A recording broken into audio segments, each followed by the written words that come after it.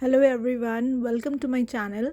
So this video will help you towards filing your tax returns if you are a salaried person and getting a T4 from your employer. Make sure you watch the video till the end because you will be getting a lot of information and step-by-step guidance on how to file your tax returns. So let's quickly start the video. So first we will go to the Wealthsimple website and click on the Get Started button. Here you need to sign up using your email ID. This will take us to the next page, which you can see like this. And we will click on the continue button here. So here all we need to do is to add our personal details like first name, last name, SIN, that is your social insurance number, and so on.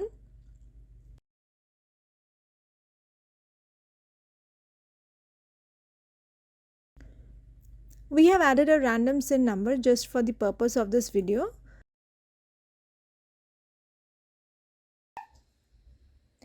Next is like where did you live and what was your marital status as on 31st of December 2021. So you select whatever is applicable for you.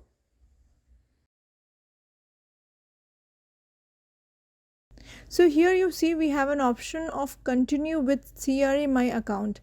Now if we click and proceed with this, it will direct us to the CRA website, that is the Canada Revenue Agency official website.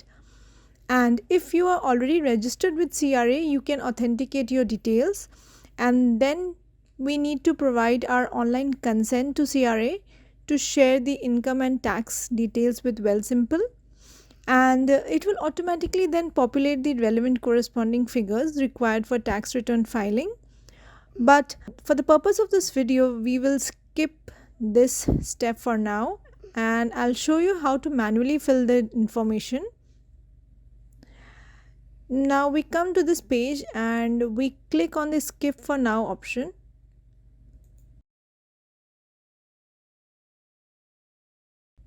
Now let's begin filling the data.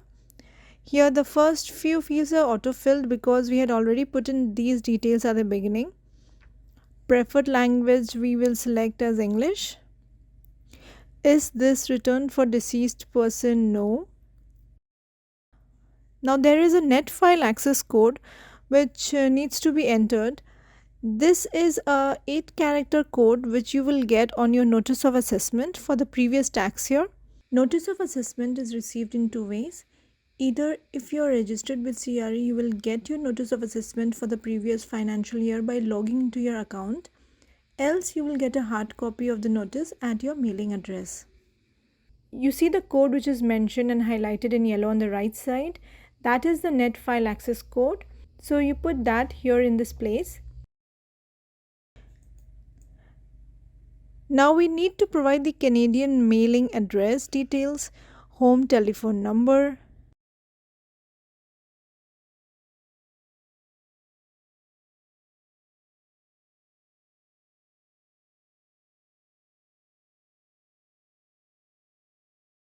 next this field asks us about the province or territory you lived on 31st of December 2021. Further, we will fill up the next field that whether we changed our location or whether we were living in the same place throughout 2021. So let's assume that we did not change our residential location throughout the said period. Then which province or territory do you currently live? Did you become a resident of Canada for tax purposes in 2021? Now here we are selecting no, because we have been living here throughout 2021 and this is not the first year that we have become eligible for return filing. Now suppose we have become a tax resident of Canada for the tax purposes in 2021 and we select the option yes, then we will be getting further fields like this to fill in, like do you agree that it is your responsibility to properly report your income, allowable credits, deductions, etc. Date of entry, your Canadian and foreign income details, However, it is always advisable that you consult with a tax accountant if you are filing your tax returns in Canada for the first time. Now, moving on to the next field, let's assume that the person who is filing the tax return is unmarried. So, he or she will select the marital status as on 31st of December 2021 as single. Next two fields will depend on individuals' own situations. And then there are some more miscellaneous questions which are pretty simple to answer, like did you own or hold a specific foreign property, the cost of which was more than 100,000 Canadian dollars in 2021? Did you dispose of your principal residence? That is, did you sell your house in 2021? No. Filing your income tax return with CRA for the first time, etc. Are you a person registered under the Indian Act? Registered under the Indian Act is something which is very native to Canada, and it implies to people who are registered under the Indian Act of Canada. So, since I have immigrated from a foreign country, it does not apply to me, and I will select the option no here. Next, there are some incentive related questions like will you claim the climate action incentive? Will you apply for the Ontario Trillium benefit? We can select the option yes over here because CRA will itself determine that whether we are eligible for these benefits or not depending on our income. You may also select the option no, but since there is no harm in selecting the option yes, we will go for that. Next is CRA My Account. Are you registered for CRA My Account? Now, since I am already registered with CRA, I'll select the option yes. You may select the option which is applicable for you. As we scroll down below, we have this option of auto filing the information from CRA My Account. But as I have already told you earlier that we will do it manually by entering the details. So let's just skip this step and proceed. Now next is this section of climate action incentive, where we have to select if we are living in a small or rural community. Now since I am living in Toronto, I'll select this option as no. This is a new incentive benefit, so if you're living in these areas, you are not eligible for it. Next is the Ontario Trillium benefit, property and energy tax grants and credits. This would be automatically calculated by the system, so I would select this option as yes, and accordingly I will have to provide some information here. Now since I don't live in the Northern Ontario, I'll select this as no. You may select yes if it is applicable to you. Now these questions need to be answered like total rent paid for your principal residence. I'll enter the amount here as 12,000, assuming that I paid $1,000 as rent every month. Total property tax paid for your principal residence. Now since I'm living on rent and my landlord pays this amount, so I'll leave this box blank. Next is the home energy cost like electricity, heat paid for your principal residence. Suppose we paid $500 for this. Amount paid for accommodation in a public or not for profit long term care home. I would leave this as blank. You may fill this amount as applicable for you. Did you reside in a student residence? I would say this no. Would you like to receive your benefit in June 2023 instead of receiving it monthly starting in July 2022? I would prefer to say no here. Next is the declaration of principal residence. So whatever is your address, you need to mention that here. Next, we need to fill in the employment income, expenses and contribution details. So for that, we need to go on the top over here. Now, as we click on this box, find income tax forms, deductions and credits, we will get a drop down of like this. And since I have a T4, I'll select this option. Thereafter, these cells needs to be filled according to your T4 document. This is what a sample T4 would be like. There are all the details given here against the box numbers you see. Just fill in the information as per your T4.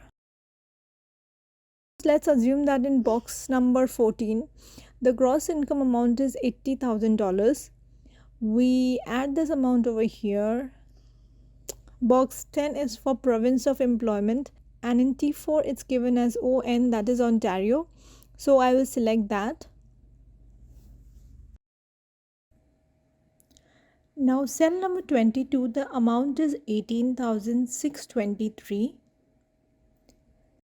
Cell number 18 is for employees insurance premium amount. Next, let's assume that for the net income column, the amount is $54,000.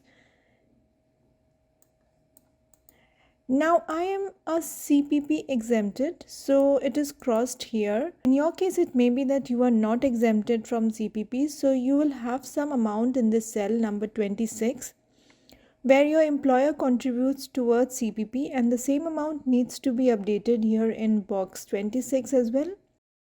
Now, apart from the regular information about your income and all, there is some additional information as well here below. You see box number 85 and 40. But since here we do not have these boxes, so what we will do is to add it and then put in the respective amounts just like that. So this is basically an overall representation of our information on T4 document, and we have exactly replicated it here. Next, there is an option to claim your employment expenses, that is your work from home expenses. So once you click on that, it takes you over here.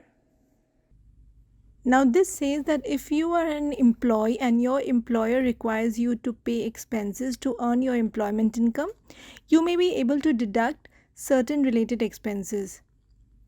Did you work from home or have other employment expenses? I would select yes, I worked from home due to COVID reasons. So there are two methods by which one can claim this benefit. One is the flat rate method, where you just select yes here and there is no documentation or declaration required from our side. Then the number of days you have worked from home. So suppose I have worked throughout and I'll select 250 days. The other is the detailed method, for which you must have your T2200S from your employer and many other supporting documents as well. I would prefer to continue with the flat rate method because my employer does not provide me with T2200S, and this method is more simpler and straightforward.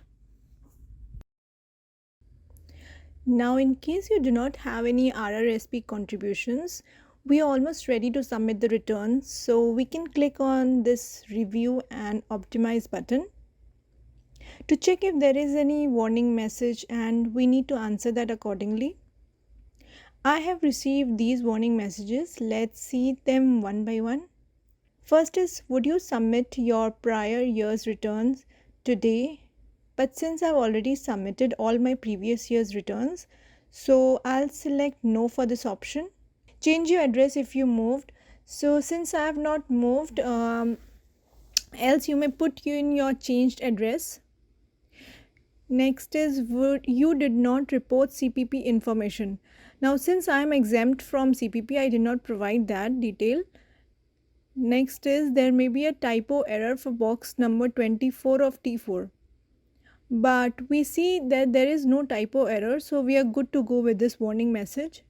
Similarly, you may see whatever warning messages come at your end after you click on review and optimize button. Now you see we have got this amount of refund showing. This is for a single applicant and your marital status is also single. Now suppose you have contributed some amount in RRSP, like for your retirement benefit. Then what you can do is to add the RRSP. So as soon as you add it, it will take you over here. Now here we first have to mention what is our 2021 RRSP deduction limit. This is what you will get from your notice of assessment for the previous financial year. Suppose the contribution amount limit is 24,000. Next is, did you make any RRSP contributions or have any transfers? I'll select this yes. Next, it will ask for the period in which the contribution was made. I'll select the second one. You have to select whatever is applicable for your investment. Next is the description. Here, since I've contributed in Wealthsimple itself, I'll put that. Wealthsimple provides you with a platform through which you can contribute towards your RRSP, and I'll add suppose $10,000 that I have contributed in RRSP. Now, as soon as I add this 10,000 amount, the system will automatically increase my refund amount, you see. Next is, does your lifelong earning plans or home buyers plan have a balance? I would select no. In a prior year, did you make and report but not deduct any RRSP contributions? I did not have any unused contribution for the last financial year, so I am selecting this option as no. So this is a refund amount which we are getting after we have completed all the steps required for return filing for an individual applicant who is single. Now let's again click on the review and optimize button, and here we are again presented with the same set of warning messages, and since we have already reviewed each one of them, we are good to go and proceed and submit our return. Just click on the submit button. It will ask you for confirming the information. Click on this checkbox and submit the return. Now this completes the process for those whose marital status is single. Now consider that you are a married person. In that case, you have the option to jointly file the return, meaning that you and your spouse are filing and submitting this return jointly. Now this is preferred since it is more easier to follow. First, we'll change the marital status as on 31st of December 2021 to married. Do you want to prepare your returns together? Once you select yes, it will ask you what is your partner's name, and you give it, and then create and link. Click on OK. Now your partner's name is added, and it also asks, do you have any dependents? Now since we have a child, I am selecting yes. Now you see I have not updated any information about the income details of my spouse. So the system has automatically assumed that spouse may not be working and having any income, and accordingly my refund amount has increased by $1,500. Now for this option, did you have any children in shared custody? I'll select the option no, because both of us are taking care of the child and it's not a shared custody. Let's scroll down and we will see what are the additional spousal information we need to provide. Does your partner have disability? No. Next is click here if you can't claim the amount for partner on line 30300. I'll not check this box because it's not applicable for me. You may read the instructions given here and choose accordingly. Did you live together throughout 2021? Yes. We will automatically transfer your partner's unused amounts to line number 32600. Just keep this box unchecked. Now, dependent information. Put in your child's name, relationship with you, child, his or her date of birth.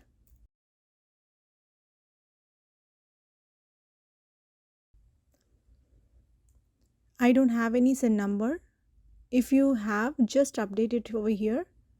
Net income. I am leaving this also blank. Did child have disability? No. Tax credit for your child. Did you have any adoption expenses? Just put whatever is applicable in your case. Claim the Ontario amount for dependent children. I'll select yes over here.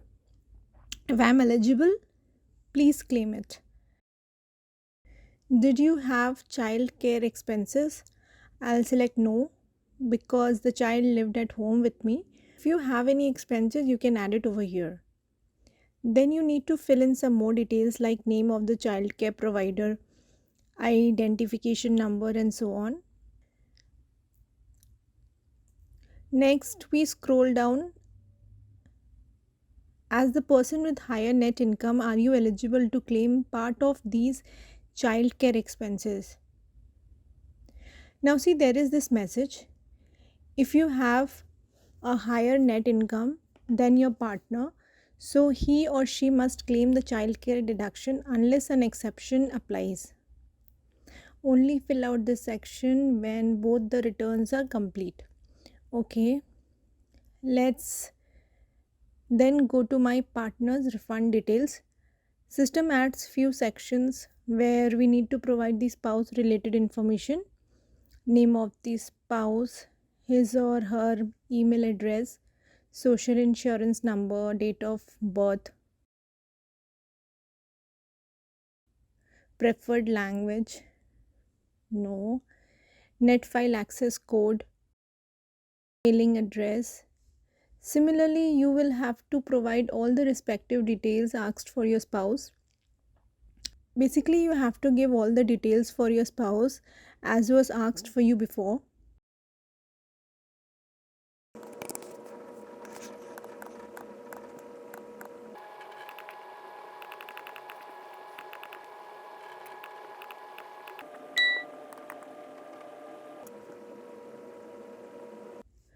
Now we come to the section of childcare expenses deduction, additional earned income, amount if any of the tax exempt allowance received as an emergency volunteer.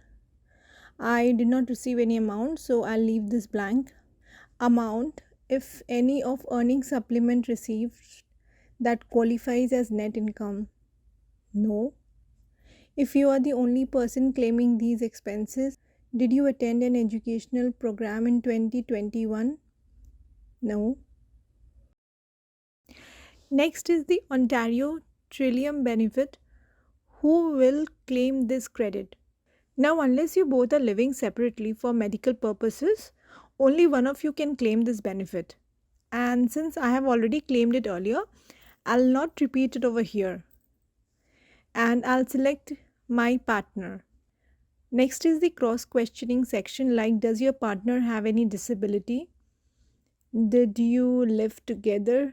Yes. Did you live in rural community? No. Review and optimize. So we see this error message coming. So the error message says that you did not report any taxable income this year. So since spousal earning in my case was nil, I'll select I did not. If any further error messages occur, you need to check them as I have explained earlier. So here is the overall refund details you see, and this completes the final step, and we finally click on the submit tax return. I hope this video helped you in some way to file your tax returns independently. If you like the video, please do consider subscribing to my channel and give the video a thumbs up. Stay safe, take care, and thank you so much for watching. Bye bye.